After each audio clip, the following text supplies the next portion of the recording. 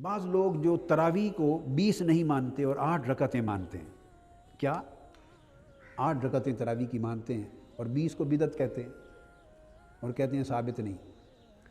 اب 8 رکعتیں تراویح، کیا ایک بات یاد رکھ لیں، کسی حدیث صحیح سے 8 رکعت تراویح سرے سے ثابت نہیں ہے، نہ صحیح سے نہ ضعیف سے۔ اگلی بات کہہ رہا ہوں، کسی ضعیف حدیث سے بھی نماز تراویح کی 8 رکعتیں ثابت نہیں۔ جو بنیادیں ہیں، سب سے بڑی جو ٹھوس دلیل ان کے پاس ہے وہ صحیح بخاری کی ایک حدیث ہے۔ بات ہے کہ کسی نے حضرت عائشہ صدیقہ رضی اللہ تعالیٰ عنہا سے پوچھا، یہ حدیث ہے، پوچھا کہ حضور علیہ الصلوۃ والسلام کی رات کی نماز کیسے؟ انہوں نے تو رات کی نماز کا پوچھا ہے، انہوں نے تو صلاۃ تہجد کا پوچھا ہے۔ حضور علیہ الصلوۃ والسلام اللہ تعالیٰ عنہ جواب دیتی ہیں، ما کان یزید فی رمضان ولا فی غیرہا علی 11 رکعۃ، کہ رمضان میں بھی اور رمضان کے علاوہ باقی 11 مہینوں میں بھی حضور علیہ الصلوۃ والسلام پورے سال کے کسی مہینے میں بھی 11 رکعتوں سے زیادہ نہیں پڑھتے تھے۔ تو کون سی نماز ہوئی؟ تراویح تو صرف رمضان میں ہوتی ہے، 11 مہینوں میں تو۔ حضرت عائشہ صدیقہ رضی اللہ تعالیٰ عنہ نے بھی یہی سمجھا کہ یہ صلاۃ التراویح کا نہیں پوچھ رہا۔ اگر وہ سوال سائل کی بات سے یہ سمجھتی کہ یہ نماز تراویح کا پوچھ رہا ہے تو ولا فی غیرہا، بولیے، نہ فرماتا ہے۔ امام مسلم کا انکار ہے اس باب کے تحت یہ حدیث لانا۔ وہ سمجھ رہے ہیں کہ یہ فی رمضان ولا فی غیرہ ہی ہے، اسے رمضان کے تحت کیوں لایا جائے، تراویح کے تحت کیوں لایا جائے؟ یہ تو نماز تہجد ہو رہی ہے۔ میری بات آپ سمجھ گئے نا؟ یہ ہو رہی ہے تہجد کی بات، تو اسے رمضان میں اور تراویح میں کیوں لائیں؟ آپ فالو کر گئے نا؟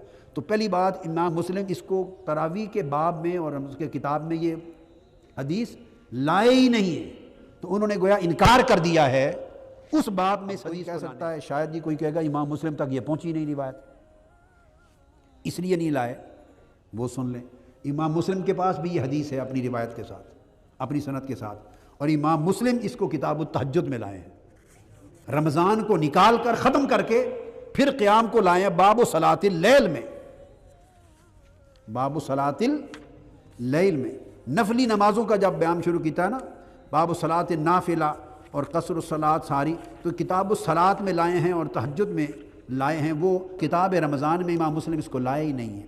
یہ باب ہے نمبر 17، باب صلاۃ اللیل وعدد رکعات النبی صلی اللہ علیہ وسلم فی اللیل، رات کی نماز یعنی تہجد کی نماز اور اس کا عدد۔ آپ سمجھ گئے؟ تو امام مسلم نے کیا کیا؟ پورا اشکال رفع کر دیا۔ جتنی حدیثیں 11 رکعتوں کے پڑھنے کی تھی، امام مسلم نے اس باب میں یہ تہجد کی نماز ہے اور اس کی رکعتیں، ان کو اکٹھا ایک بتایا کہ وہ صلاۃ التراویح میں نہیں لائے، اور دوسرا بتایا کہ قیام اللیل تہجد میں لائے ہیں۔ اتفاق ہوا کہ یہ کتاب التہجد کی بات ہے، یہ کتاب التہجد کا لکھ لیا۔ اب آئیے، یہ ساتھ میں آپ کو ترمذی شریف بتا دوں، یہ جامع ترمذی ہے، تو ترمذی میں بھی امام ترمذی اس کو صرف صلاۃ اللیل میں لائے ہیں، تہجد کے لیے۔ امام ترمذی بھی اس کو صلاۃ اللیل میں لائے ہیں، تہجد کے لیے لائے ہیں۔